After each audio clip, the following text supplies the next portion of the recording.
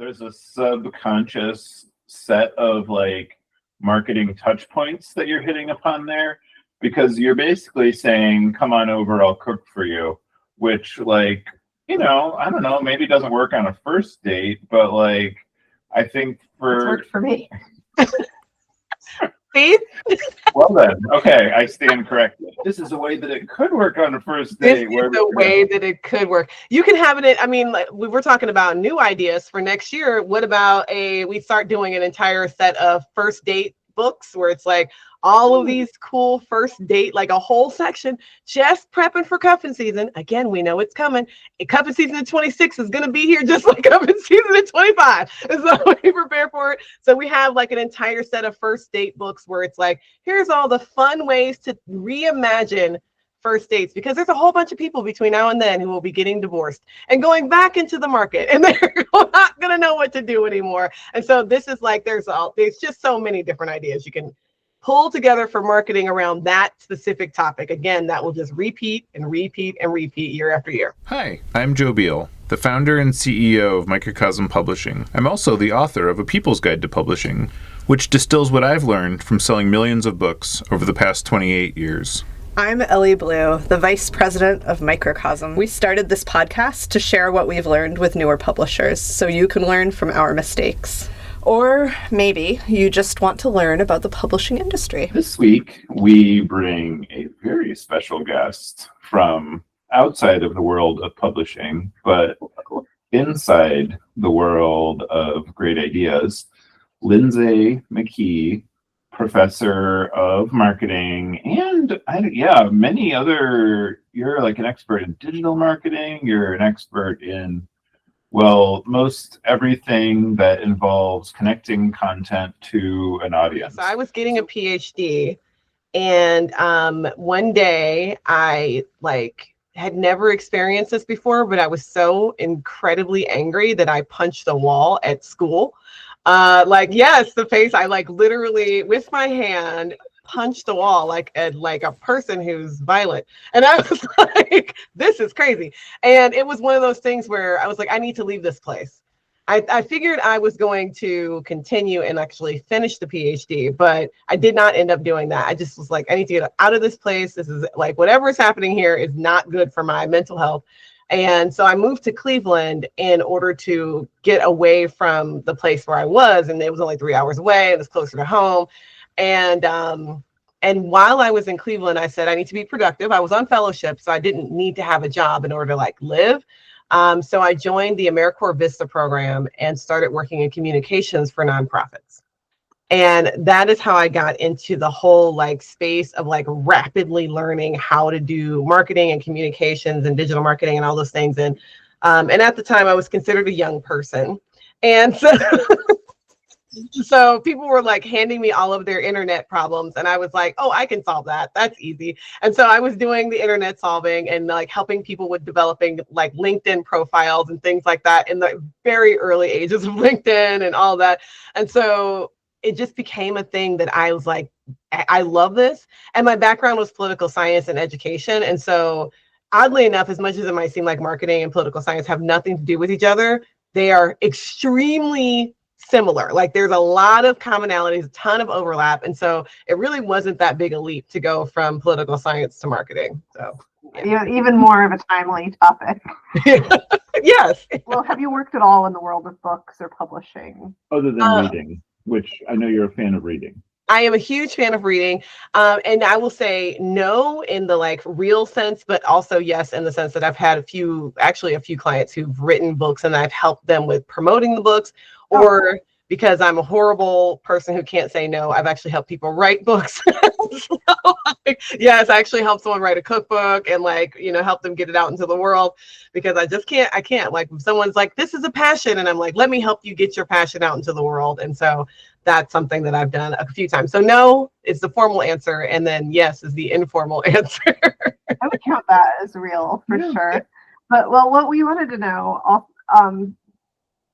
I want to know more about this professional experience helping people with books, but also we would love to know, what kind of books do you read? Are you drawn to, and how do you find them? How are they marketed to you? What lessons did you learn? That's a really good question. So I thought that I was only a self-help section reader for the longest time. And I was the kind of person who would go to either a library or a bookstore just for entertainment. So I would just go there to roam around and see what was new. My favorite way in the pre-digital age is to look and see what the librarians and the bookstore attendants were recommending, because for the most part, like whatever they're recommending, I wasn't always like bestseller human. That's not my thing. It's like, what do people actually read? And so I would pick my books based on that. I also pick based on need. So what do I need to know right now? Because I'm a learner. And so I'm like, what do I need to know? Or what am I interested in? I just learned this thing. It's just so silly, but I was watching YouTube and this girl was talking about developing a personal curriculum. And I was like, oh, I've been doing that for years. I'm like, I've just been doing that naturally. Like, I'm interested in this topic and I'll just read like 10 books about that topic and just binge knowledge on that. And that's what I would be doing. And so in the previous world, I still do it, but I would go into the stores and actually look. And then now I do a similar thing again on topics. But what got me into reading fiction was Stargate SG-1, like literally the show. Someone gave me their box set of DVDs and I watched it and was like, I love this. I love sci-fi and fantasy. And so then I started like looking for recommendations from people about what sci-fi and fantasy I should be reading. And then now I read an entire like world of sci-fi and fantasy books on top of all the still reading for knowledge that I do. So I read a lot. Yeah. Awesome. Yeah. That's a fascinating, like, backwards track into marketing, because you're right. And this is how, so most of our audience is publishers, though we do get a lot of people that kind of come into it because they realize that, like, all knowledge, ports to wherever they're going, or they're just, like, obsessed with learning things, like myself. Similarly, I am. Yeah. And so what we have found is that, honestly, the thing that publishers miss the most is just baking into the book's development, like what it is and who it's for and what they're getting out of it and why they care. Yeah. And it seems like, I don't know if that's why we hit upon this, or we hit upon this at the right time or through its effectiveness, but like most publishers still don't approach it that way. But is that, like, would that fold into a general best practice outside of publishing? It is. I think that one of the things, and to, talk about the work that I've helped other people who are publishing things. And one of my favorite things to remind everyone in marketing is a basic principle, but it's really easy to get away from, is that everything is about your customer. Like, literally, it does not matter why you did it. So often we're writing a book for a reason, or we have a purpose behind this thing. It doesn't matter. What matters is what your reader or your consumer cares about, your customer. And so you might have written it because you were frustrated about something specific, and then you think, I need to market based on that frustration. But I also like to remind people that we tend to not be our customer. So if you're the person who's going to write a book about a topic, you're very likely not the customer, because as soon as you learned enough and like absorbed enough information to be able to write a book about it, you solve the problem and you're no longer the person who has the problem. And so the thing that the customer wants is many, many, many steps before, and you've probably forgotten about it. Like, you've forgotten all about what your original problem was. This is the whole, like, parents who have teenagers and they're like, I don't understand what's wrong with this child. And I'm like, do you not remember what it was like to be 13? Like, your brain is on fire. Like, do you not remember? And so, like, but they don't remember what it's like because they're 47. And so they're like, have no idea what 13 feels like anymore. And that's exactly what it's like when you're writing. Like, you get into this process, you're in this like, you are solving the thing so hard that you no longer remember what it was like to feel the pain that other people who haven't solved it yet are feeling, or the desire. When I say pain, I don't mean literal pain. I mean, it could be desire or aspiration or whatever. But once you've solved it, it's really easy to step away from that mindset. And we have to keep it central, because otherwise, what are we doing? We can't market to people if we're not identifying what their actual concerns are, what their desires are, and it's sometimes and very often not the same as yours. So how do you find that I think it's research, honestly. And that's like, it's a silly thing to say, but like, you have to talk to people. Like talking to your People? That's not why we magic. became writers. You become a publisher in order to talk to humans. No, you have to talk to people. Like you have to talk to the consumer. And it's also useful to follow trends. So I'm an internet human. As much as Joe and I, have met and talked in real life, my preferred method of communication is this. Like I can like deal in the internet. But so I'm an internet human. As an internet human, I also believe that your audience can tell you in the internet what their problem is. Like YouTube is a really great research search tool for like finding out what people's problems are. And like, because people in the internet will tell you what their problem is. Like they will rant and rave about their problems. And so sometimes the answers are in the comment section of someone else's video. Sometimes the answers are in the video itself that someone is making about the biggest problem that they had with this thing.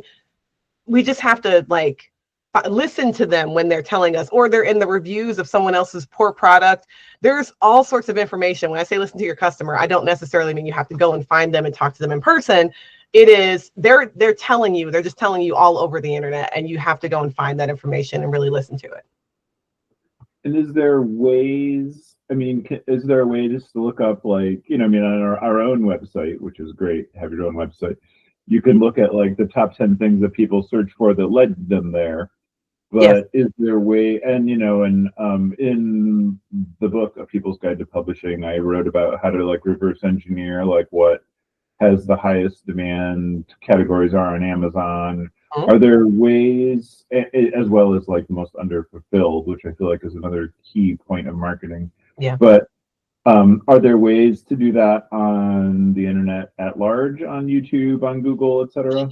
Yeah, so it's a keyword search situation, but the challenge is most people's keyword searches are too. Remember when we talked about the idea of kind of not being in the same spot as your customer? Often we're not in the same spot as them, so we're not really searching what they're searching. So what I encourage people to do is to start with Google and then look at what people also searched for. So type in whatever you think the keyword is, and then look at all the things Google tells you people also search for. And those are the things that you want to really focus on, because often that's the like questions that people are really asking are sitting down there versus what you think they're asking. And the other thing you can do, that these are completely free things you can do, go to Google Trends, and this is not an advertisement for Google, this stuff is free. So go to Google Trends and you can like put in the people also search for terms and see and when you scroll all the way to the bottom of trends, it'll give you a whole other set of things that people are searching for and things that are trending based on those topics. And it kind of just helps you branch out your like mental model of what people are looking for. And then those become your real keyword searches. And then you go back to Amazon, and then you go back to all of the like YouTube, and you search those terms and you see what people are saying about in those terms. It's what people are talking about, what they're creating videos about, what their frustrations are in those areas. Because if you start at the term that's in your head, often you're wrong. It's just the wrong term. It's not what really people care about. So that's the problem. You have to eventually get to the part where like, no, people don't care about this thing that I think they care about. They care about something else, and I have to find that thing and then search it. So we're covering a lot of different sides of marketing here, but a pressing question on my mind all the time is like, once you have the book and you've targeted to specifically answer readers' questions and solve their problems, how do you reach them anymore? Like, this has changed so much in the last 10 years. How the heck do you let people know that you have a book? It is so, you're right. It completely changes, and it can change. It changes because the platforms where people are change. And so I would say the biggest thing that we have to do again is remember that everything is not about you. So when people say, oh, I want to reach, and then let's say I want to reach 47-year-old, women with teenage children. That's the ideal target for my book. Well, I'm going to apologize to whoever that is and say, you have to go to Facebook. If you don't go, and there are people who are like, but I'm not on Facebook. I don't care.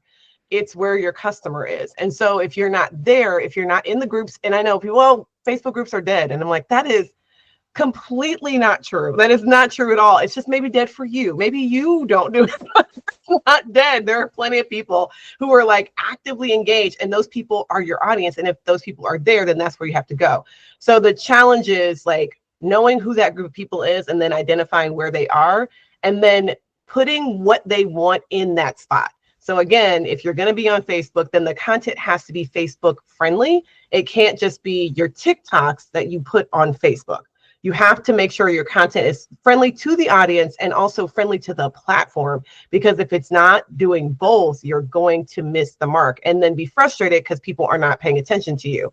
And you know, the people are there, they want to pay attention. People are greedy for new content. So this is not like, you know, oh, I can't find an audience. No, you're just missing yours. Like you're in the wrong spot, or you're putting out the wrong content for them on that platform. So it might feel like trial and error, but the reality is everything is trial and error. So if you're only doing one thing, then you are either going to be extremely lucky or you're going to be normal. Extremely lucky and it works, or you're going to be normal and it doesn't, and you have to do more things. Like you have to just do more things. There's always more things. There's always, I apologize in advance. There's always more things. I mean, and I feel like the best part of a profession like this is that you learn new things every day, and it's like really fun and rewarding. Yeah. And, you know, and it's really cool. Whereas like, you know, 30 years ago, it was like I was the target demo of everything we were doing. So it was really easy because I was like, I know where I hang out. Yeah. I know how to talk to people. Yeah. I know what people like. And then, you know, as we like move into adjacent categories. We built this software from scratch to solve our own problems starting in 2001. It's not only the reason for our survival, but the reason we've been a Publishers Weekly fastest growing publisher 3 years in a row. Now we want to share it with you. Join Working Lit and get back the agency to understand your publishing business, market and sell your books, and painlessly pay royalties. Working Lit, doing the math for publishers. Visit workinglit.com to give it a try for free. We're going to do a little bit of a speed round. Mm-hmm. And so we're fast tracking a book on matcha. Okay. And because, you know, we see all the jibber jabber about matcha and how people are excited. And our previous guest told us that the biggest, most important thing is authenticity when you're. And so the good news is that by coincidence, both Ellie and I drink matcha drinks. So we are. I don't know that I would buy. Well, some part of you is made of matcha. And so I don't know. I would like read a book about matcha, and I would like absolutely, and like I feel like the author that's writing it is going to like turn out a fascinating book about matcha because he's just like really good at finding everything that's interesting about anything. Yeah. But I don't know that I would be. I'm not the kind of customer that would like look up a book on matcha. Exactly. You know. Yeah. Or probably pick one up if you saw it in the coffee shop. I would you would, actually okay. If it was in the coffee shop. I guess you'd be like, they have a book in the coffee shop. You pick up Yes, the book. there's that. and we do a lot. Like we have a lot of customers that are cafes, and you know, like so we're really attuned, and so that you know, it's what you might call low hanging fruit. That's a really great one. I love giving like specific examples. It's great that we can talk about something tangible. So when we're talking about the idea of matcha, this is great because there are people who are matcha drinking enthusiasts, and then there are people who will read. And those people are a Venn diagram. They are not they're not just fully the same. There's some overlap, but it's not fully the same. But then there's a group in there that's on the other side of that Venn diagram who are like not matcha enthusiasts, but they're tea enthusiasts who just like new things. And so this is where I think, yes, it's me. I'm a tea person and I like new things. And so that's how I came to matcha. And so as an enthusiast about this topic, then a book about it is something that might interest me because I'm also a reader. And so between those two things, then what I would say your marketing edge might be is whatever the contents of the book are, how do we make sure that the people who are combo tea lovers, matcha lovers, readers, that combo, see all of the things that this book can offer to them for entertainment. Because if we do it as this is entertainment, no matter what, it's just entertainment. so like, how can these people be entertained by the contents of this book? And as a person who has an entire bookshelf, an entire bookcase, I'd say shelf, but it's really a whole case of just cookbooks of all types, like various cultures, various regions. I have like a whole section that's just different regions of Italy. So, yes, I told you I mentioned the part where I would just go to the bookstore for entertainment. I was buying books when I was there, and so I have lots of books about things like, again, different regions of Italy where you can find. So the idea there, though, is how can I get those people's attention? Very fortunately, those people are everywhere. So I don't think you need to find a specific spot for them. But when I say customize your content to a different for each platform, let's say I'm going to give you a silly example because Book Talk is getting a lot of attention right now. And so a ton of attention right now. So maybe on TikTok, you would do a like Matcha Lover's Guide to Book Talk or something like that, where it is a combo overlap of the topics. You're on TikTok just about because you love books. And here we're going to talk about the favorite books that we drink matcha to. And then we're going to include this book, right? So this book is on the list. So now we're getting some piece of content for these people over here. On YouTube is a lot of DIYing, people who like to do things for themselves. So any part of this book that teaches people how to do something related to matcha could have its entire own series of videos, where it's like, here are all the things that you can use this book to do in your own life. Like you can set up a tea ritual. You can do like all the different things, right? These are the things you can buy. And then also on Instagram, speaking of things you can buy, that's a great platform because lots of Instagram humans are here to shop. And so like, so now you're going to take all the things about that book that encourage people to buy stuff and highlight all of those things in different reels about how you can shop for this and that, and how this book will help everything you bought not be wasted because you're going to be able to use it. See, I'm going to teach you something and this book is going to help you get there. And like, so we're just, each platform is just kind of tailored to what the people on that platform care about. But it's all still matcha, it's all still tea, it's all still keeners, like people who are super interested in this topic, but we're hitting them on their platform about the thing they care about and like focusing on the thing they care about based on that platform. Does that make sense? I love that. Yeah. Yeah. Also, I didn't realize that about YouTube. That's very DIY oriented. I tend to get more music and political content. Yeah, I do that too. I mean, I think that's video games. I guess that's DIY. Your YouTube algorithm is very specific then. I guess it is. Yeah. Wow. Well, thank you for helping us develop our marketing plan for our fall 2026 matcha book. The reason it came up, one of the reasons it came up is our sales director was looking at our list of proposed titles and she was like, where are the cozy titles for fall? And we were like, cozy titles for fall. And we did a book, was that this year or last year? Who can even remember anymore? And I mean, it's literally called Your Cozy Life, and it's like a content bind up of like, it's basically the entire works of one author. And but like cozy summarizes her into the modern domain. Yeah. And it's a great example of like, we repackaged, it's the same books, but all in one bind up, and and it like put it in front of a whole new audience. Yeah.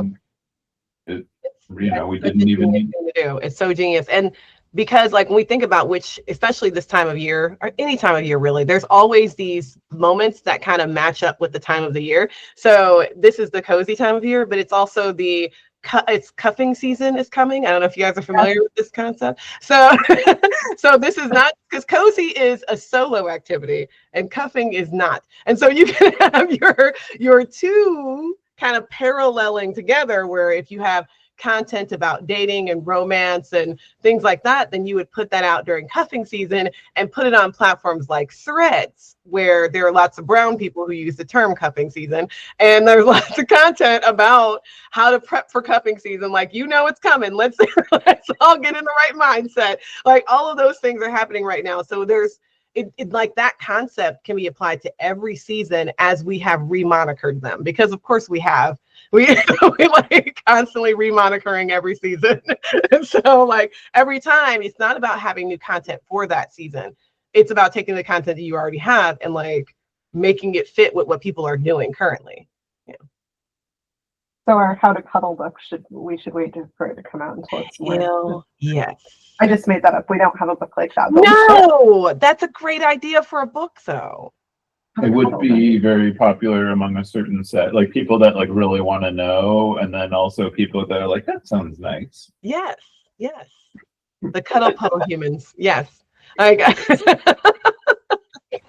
Yeah, so yeah, that's kind of, I mean, and it's the most fun part of the job is that you're like constantly in the role of being like, you know, because I don't like come to it from a position of desperation. I come to it more from a like, what is enticing to fulfill a need? Like, what would make somebody like have a reason to be like excited about life?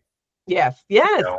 And or what is something that people are already really getting excited about that we could bring a book into?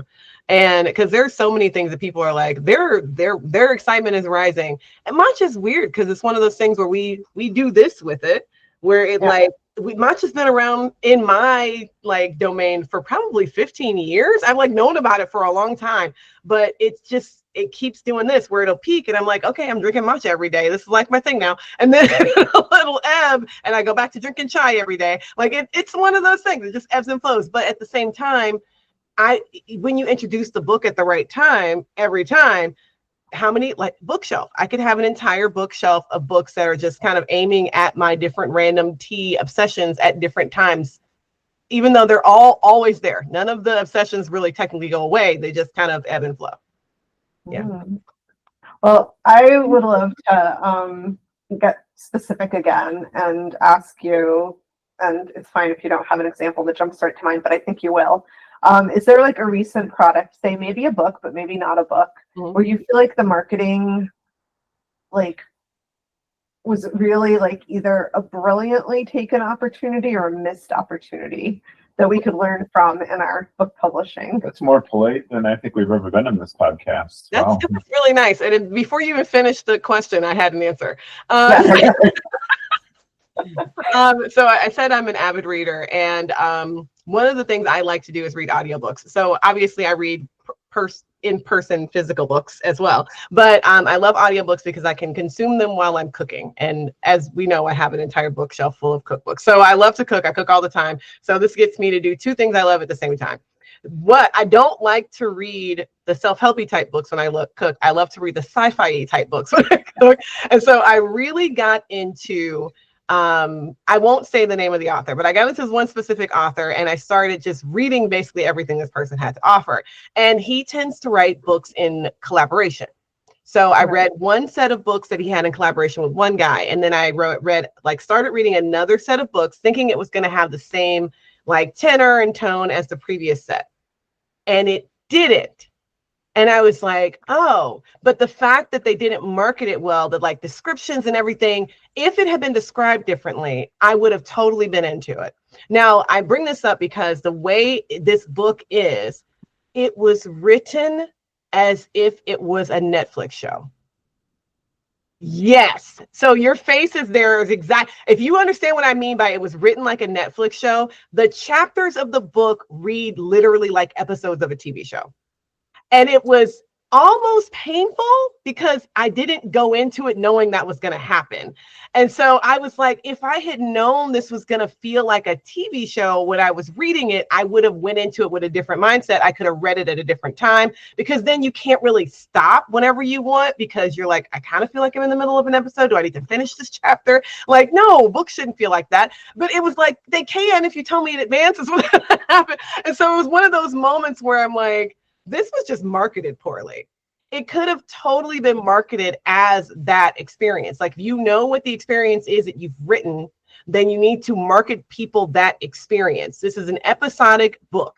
Every chapter is going to be its own independent thing. There is a through line. You will get somewhere in the end, but at the end of this book, you're really going to have to read the next book anyway. And it was like, it's a series inside of a series inside of a series, right? Like, tell me it's nesting dolls. Tell me it's going to like create the experience for me and let me know in advance so that I can like enjoy instead of being taken aback by it being completely, especially because it was completely different from the other set of books that I had just finished reading. And so it's one of those things where, again, the same author, different set of books, completely different experience. And the marketing, I think, as far as I've been able to see from just looking at this series, it isn't doing nearly as well as the previous series because it's not explaining the experience to people.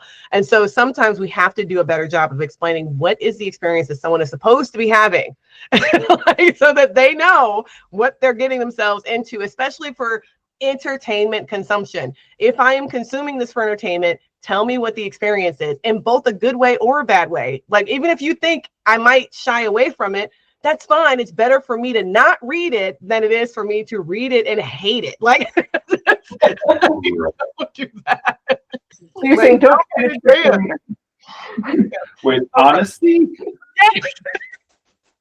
Novel concept. I can immediately see two things that are going on there. Whereas for most publishers, they're really like gunning for the Netflix deal. So if they can write the book to be that format, they're like 90% chance we might sell it, and if we don't sell it to Netflix, we'll sell it to somebody else. Yeah, we'll sell it to Amazon. We'll sell it to, and I'm like, look, you're not selling it to me, the reader. And the reality is, if you want to sell it to Netflix or if you want to sell it to Amazon, the best way to do it is to get a whole bunch of me to tell everybody how great this thing is.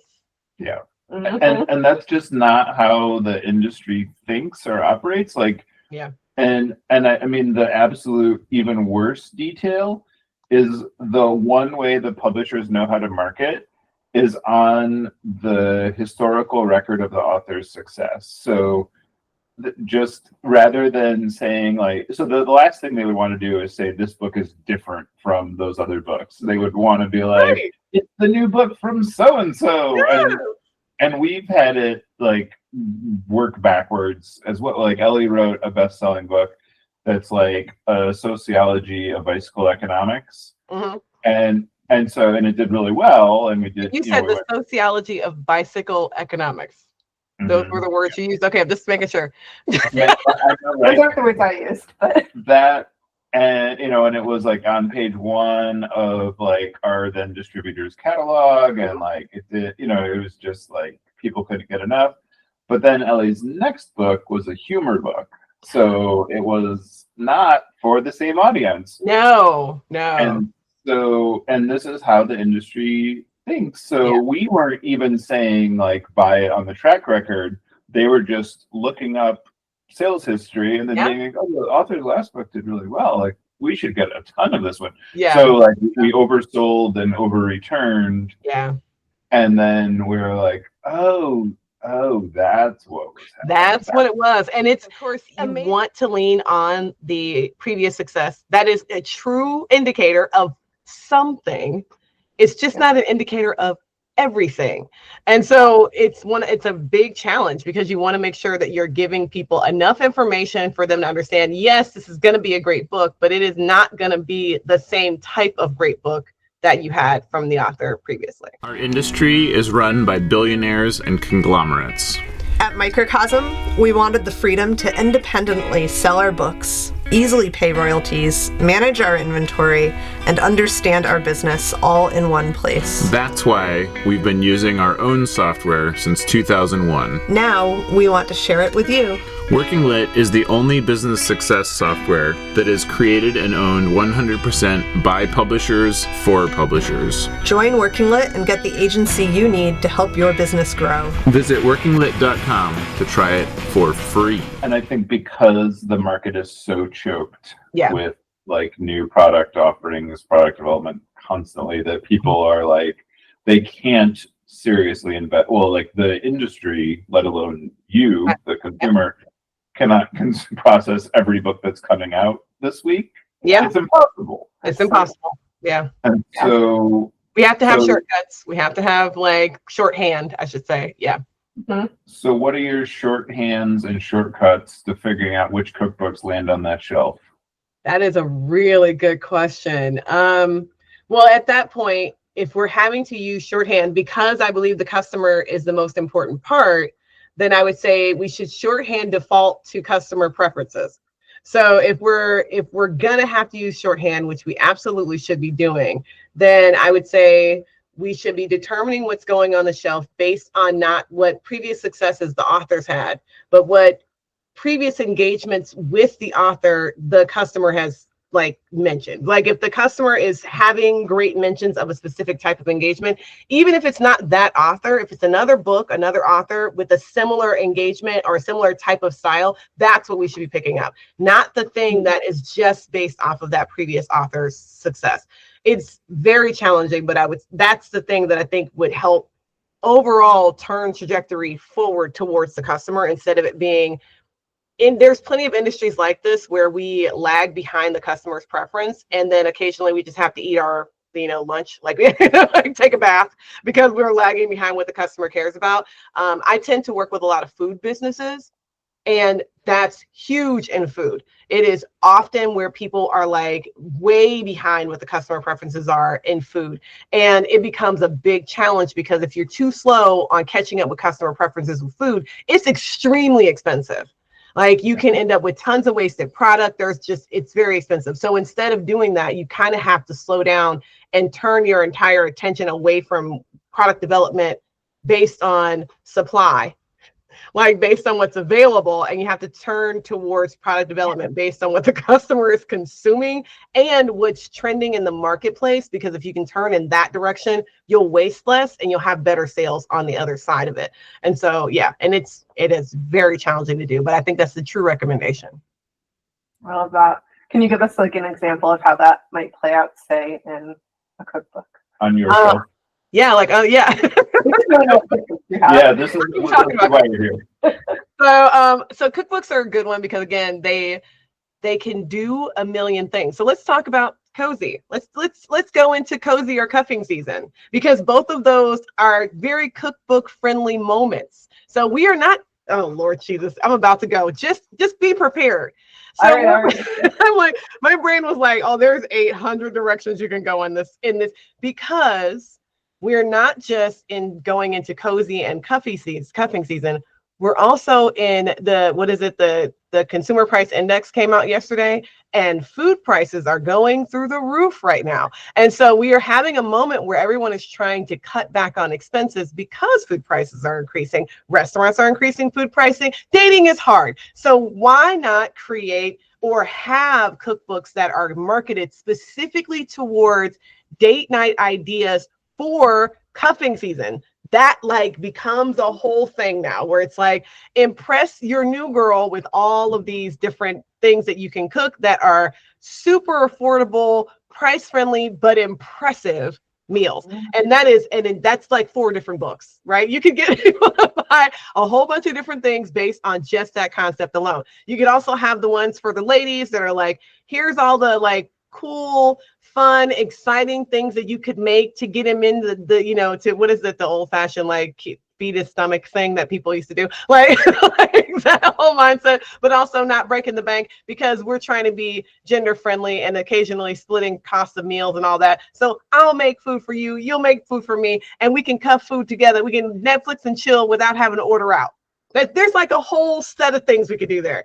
And then there's on the cozy side, bake, because cozy and baking go hand in hand, but not just cozy and baking, cozy and coffee, cozy and tea, cozy and all of the different other warm beverages that we could have in there. And then also for all of the Netflix and chilling, we got cocktail books that we could include. We have there's all of these different things. That's a whole set of books now that we can market in tandem towards the exact same people. So at that point, we're doing the thing that I keep saying we need to do, which is focus on the customer. Take the content and focus it on them, because they're going to have fun with this. And then the marketing can also be really fun, because you can play around. There's all of the different platforms that you can start tailoring it a little bit here and a little bit there for what the people prefer on those platforms. But you're taking the concept that we know is coming. It's not here yet, but it's coming. It's still hot outside, but it's not going to be for very long. And as soon as it starts changing, people will start moving in that direction. How do we prepare our marketing to be ready when they are ready for this thing that we all know is coming. Right. I love that. And I love it because it's pragmatic. And then those could be like with like slight marketing tweaks, those could be evergreen books because people are going to keep on dating. Yes, people are going to keep on dating. We Life's gonna keep on falling. We gonna keep on doing all the stuff that we do. None of these fall trends. I just watched. I was on Instagram and I saw the same like fall is coming. The slight crisp in the air, and then the person like their sleeves start growing and their hair like they put on their Han Solo outfit. Like the whole thing. Like that is every year. How long have we been making fun of people going into Han Solo season where the boots come out and like this is for a decade? It's not going anywhere. And so those types of trends just recycle. We joke about it, but like, are we in a skinny jeans moment or a wide leg jeans moment? I don't know. Wait a couple minutes and it'll be different. But we know it's going to change and we know what the predictability of it is. So if we know, then we can plan in advance. And those types of things, even though they look spontaneous and cool, are super evergreen. It seems like look for what people need and problems they have and find patterns of how you can iterate on solving them. That's pretty much it. And that is like, if we can do better at pattern recognition, and then it will make it a lot easier for us to do marketing, because marketing feels hard when I'm like, create all of these different pieces of content across every platform. And everyone's like, what are you talking about? And I'm like, yeah, sure. But then like repeat it next year. Like, you don't have to do it all again. Once you do really good stuff once, then you can make minor tweaks year after year. And then like, there'll be some big uproar and some new platform. And then you can make a whole bunch of new stuff. But that's like 3 years from now. You got time. And so like, you don't have to do everything brand new every single year. But if you get a really good rotation going, your customer isn't going to notice. As much as we like to think that they look at, see everything, notice everything, they don't. They don't. They simply don't. And so, and there's so many, there's so many books. No one is like, oh, that book came out in 2020. I don't want to read a book from 5 years ago. I don't know when books came out. Like, I don't look at publishing dates when I'm picking up a book on, like, I'm picking up an Italian, regional cookbook. I'm not looking at the publishing date to see how recent was this book. No. Right. I think Dusty's contemporary. Right. The saddest book I ever saw, we were at a Remainders show where they're selling books they couldn't sell real cheap. And there was one book in the travel section that was 100 top places to visit in 2020. Okay, now that one definitely is dated. That's completely dated. There's no way around it. Why would you do that? Like, Yeah. you didn't know what was coming. Why would you do that? Yep, that is sad. That poor book is dead. This is the biggest problem in publishing is that we have to announce what we're doing next year now. Like, Yeah. we've already announced next spring. And so now we're finalizing next fall. Yeah. And so it's difficult in the sense of, like, we know it'll be fall, but we don't know what the economy will be like. We don't know what will be trending. Yeah. And so what would you recommend to publishers who are trying, and to some degree, like, these are the rules, and these are definitely how, like, the big accounts buy, where they try to plan displays and, Costco wants to know what books they're going to put on their displays. Yeah. But, for most of our existence, we just ignored the rules and just published what we were going to publish. And then we were like, these are shipping now if you want them. And for most reasonable independent retailers, like, they don't care about getting ample notice. They're just like, oh, you have that? Yeah, that looks good. Yeah. But so what would you recommend other than just breaking the rules like we do to solve that problem? I think breaking the rules is always useful, especially because, we've talked about the concept of gut when it comes to, like, understanding. The reason why I say gut works for you guys and breaking the rules kind of works is because you all do something that other publishers don't, which is that you focus on your audience. And that is not as common, again, as we would like to think. And so, I might be harping on focusing on your audience, but one of the first things I thought when I met Joe was, this man knows his audience. Like, he so well that you transformed your, the book, the catalog, transform the catalog into a completely different product. Like when you understand, like intuitively understand your audience, then you can go on gut on what they might want or what they might need or what you can, because your gut is really like honed in on them. But the challenge with that is, as we've also talked about, we change, the environment changes, and those things can happen in a way that is like, wait, what is it? Very slowly, and then all of a sudden, right? Like it's like, like it's not changing, it's done. Like it's over. My gut's wrong all the time now. There's nothing I can do about it. And so I can't use it anymore. It's not accurate. But if that's the case, if that happens, then I would say maybe it's time to start doing a little gut blending where I'm going gut and science. And the science part to me is going back to my political science mindset. The world is cyclical. It just is. And so if we look at what like other countries, what things have trended literally 10 years ago, start going back in time and looking at previous cycles and then seeing if we can see long-term. Y'all have been in business for quite a while. You can start looking at long-term cycles and seeing what's trending in 5-year cycles. So there are things, like I said, matcha ebbs and flows. So what's that matcha trend? How long does it take to cycle back so that it's popular again? And then you start planning on that for 2027. And you start planning, like you actually start looking at what those political trends are, what the trends are within your industry, because things cycle out hard.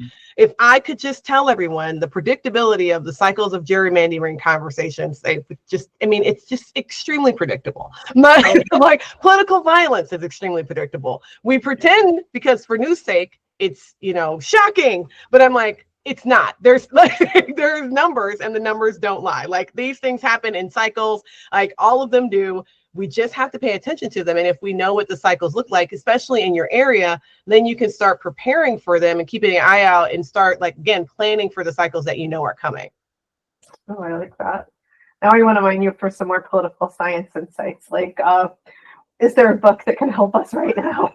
Yeah. Sorry. Is that the book answer? No, that's not it. It does not exist. Oh, all right. It might be the How to Cuddle one, honestly. Yes, that's the book. Like How to Cuddle Across Party Lines. Like go for long walks, touch grass. Like that's yeah. No. Get a dog. I think that we need lots of fluff and love. Like that's all we got right now, because we got to write it out. This is also a cycle. It will change. Things will change again. On that note, I love that. We should probably let you go back to mobiling, but first of all, I want to make sure that our listeners know, like, is there anywhere that they can find you? Like, if they want your advice about something, Services. or anything. Yeah. So you do a lot of programming. I do a ton of programming, and I teach classes in the internet on a regular basis, again, because this is my happy place. So I would say the best place to find me is probably at Professor Lindsay on Instagram, because as much as I talk about TikTok, I am an Instagram and YouTube human. So like Professor Lindsay on Instagram, and then I am hopefully going to be getting into YouTube myself this year. And when I say hopefully, I mean, I'm going to ask Joe to like beat me over the head every now and then with an email that's like, I still haven't seen that YouTube video you were promising me, because I love YouTube and I'd love to be like actively participating again, because I've done it in the past, and putting out content. So yeah. Right. That's a lot of it is, yeah. I mean, and you really for stress like, people who are like, for real, like that's where, honestly, that's where I am most of the time. right. Yeah, that makes a lot of sense. Like, and I think for a lot of people it's getting comfortable, but I think the reality is that like you don't know, like nobody knows how much they know about their areas of expertise, or like parts of that knowledge are useful, whereas like you really do know both of those things. Like, I appreciate you thinking that. You know what other people don't know, and you know what you do know. That's true. I do know what other people don't know. That's a good one. Yeah. And so on that note, anything else you want to send as a takeaway? I just love this conversation. You guys are awesome. I would be happy to come back anytime and chat with you.